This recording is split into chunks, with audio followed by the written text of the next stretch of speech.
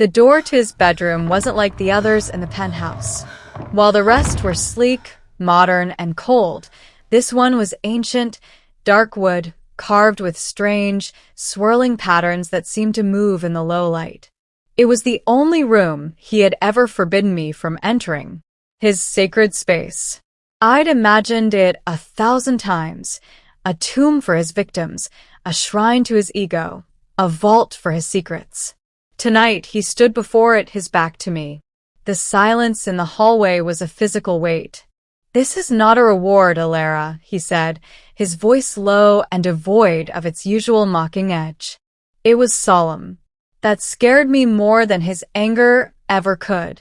My heart hammered against my ribs. Was this it? The final violation? The place where he would finally break me beyond repair? Then what is it? I whispered, my voice trembling despite my resolve.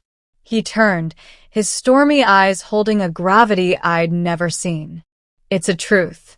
One I think you are finally ready to see. Or perhaps," he added, a flicker of his old self returning, "one I am finally tired of bearing alone." He placed his hand on the carved wood, and with a soft click, the door swung inward. No light came from within, just a profound darkness that smelled of old books, sandalwood, and something else, something metallic and sharp. My enemy, my captor, my obsession, was inviting me into his soul. And I, the girl who had fought him at every turn, found my feet moving forward, drawn into the shadows by a thread of terrifying, irresistible curiosity. The air inside was cool and still, tasting of secrets. A single, low-wattage lamp on a heavy oak desk cast a dim, golden pool of light, leaving the corners of the vast room in deep shadow. It wasn't a bedroom. Not in any conventional sense. There was a large, low platform of a bed, but it was austere, draped in dark linens. The walls, however, were alive.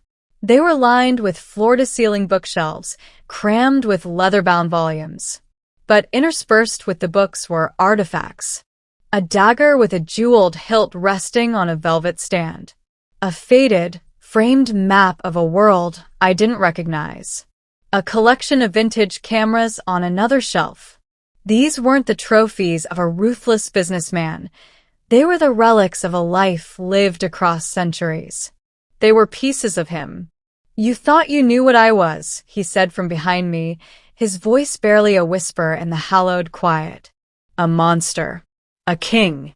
A thug with money." I couldn't speak. My gaze was fixed on a small, simple sketch framed beside the desk. It was a woman's face, drawn in charcoal.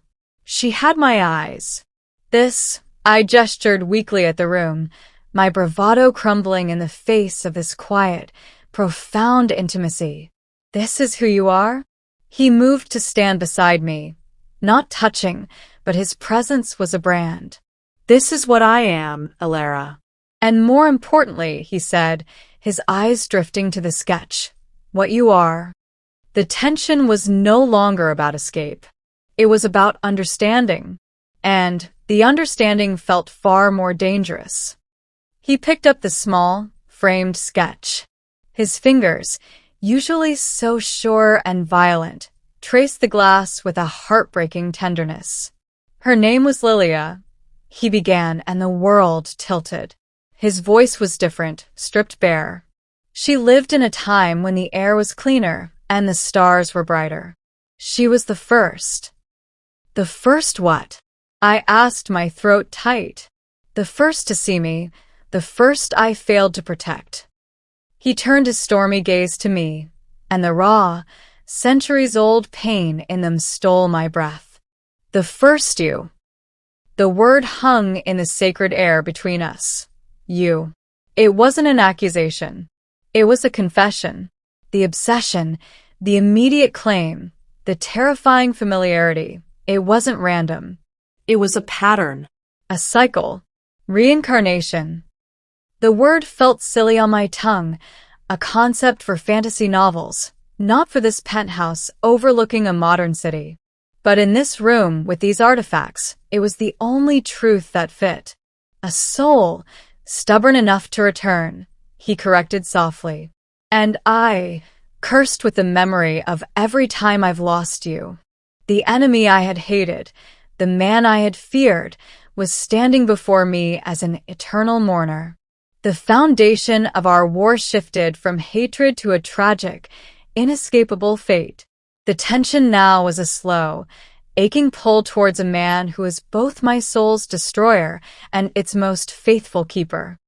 A cold, sharp clarity cut through the dizzying haze of his story. The pieces of our twisted relationship clicked into a horrifying new picture. All of this, my voice was low, shaking with a new kind of fury. The stalking, the threats, taking over my life. It wasn't about me at all, was it? It was about her, about them. I gestured wildly at the room, at the ghosts that filled it. You're trying to correct your past mistakes on me. I saw the flash of panic in his eyes, the first true crack in his armor I had ever witnessed.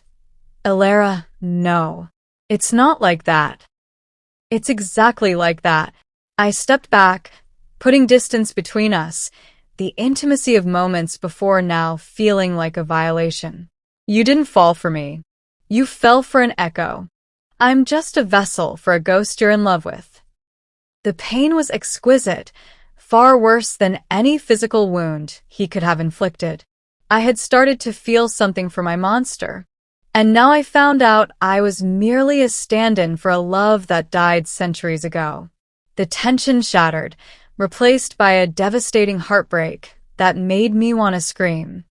He didn't try to stop me as I turned to flee. He just spoke, his voice ragged, stripping away the last of his defenses. You think I don't see you? He demanded, the words tearing from him. I see the way you bite your lip when you're trying not to cry. The stupid, stubborn pride that makes you stand up to me when any sane person would cower. The way you hum an old pop song when you think I'm not listening. I froze, my hand on the cold doorknob. Lilia was terrified of fire. He continued, softer now. The woman you were in the 20s collected porcelain dolls. The one before that could stitch a wound better than any surgeon. He took a slow step toward me. You, Alara, in this life, are the only one who looked at me on day one and told me to go to hell. You are the most infuriating, brave, and brilliantly you iteration of this soul I have ever been cursed and blessed to know. He was right in front of me now, not touching, just offering. I brought you in here not because you are like them. I brought you in here to show you that I see you are nothing like them. And I am falling in love with you. The silence in the sacred room was no longer heavy with secrets, but thick with possibility.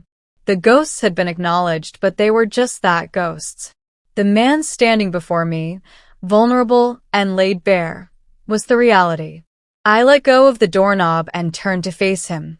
The anger and hurt were still there, but they were softening, melting under the heat of a terrifying, profound understanding. Slowly, I reached out and took his hand. His fingers laced with mine, not with possession, but with a question. This changes nothing, I whispered, looking around at the room of his past. And everything. A small, genuine smile touched his lips for the first time. Yes. I led him this time, away from the door, toward the low platform of his bed. We didn't speak. The war was over. The tension had burned itself out, leaving behind a quiet, smoldering ember of connection.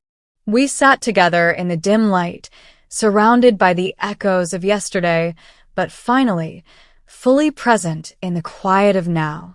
There were no grand declarations, no passionate kisses. Not yet.